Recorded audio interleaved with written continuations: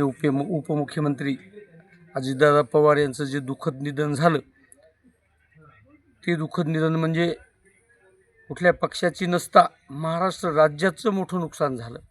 एक सामान्य जनतेसाठी एक काम करणारा नेता, धडाडीचा नेता, एकदा एखादं काम करतो म्हणलं की करून दाखवणारा नेता हरवला, ही एक फार मोठी पोकळी निर्माण झाली.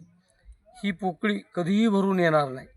अशा नेत्याच्या दुःखद निधनाच्या बाबतीत मी एक भावपूर्ण त्यांना श्रद्धांजली वाहतो.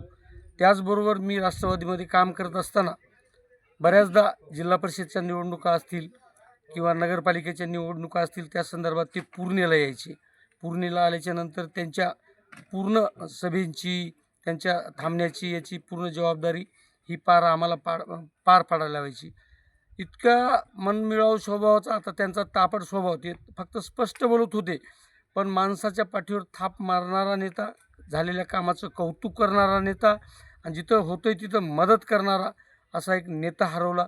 एक फार महाराष्ट्राचं फार एक अतोनात नुकसान झालं. हे नुकसान कधीही न भरून येणारं नुकसान आहे. राजकीय कोण कोण्या पक्षात असेल, आम्ही कुठं नंतर कोण्या पक्षात गेलो असतील किंवा काय असेल, तो विषयच नाही. महाराष्ट्रासाठी ही फार मोठी एक पोकळी निर्माण झाली. त्याबद्दल फार मनाला वेदना होत आहेत.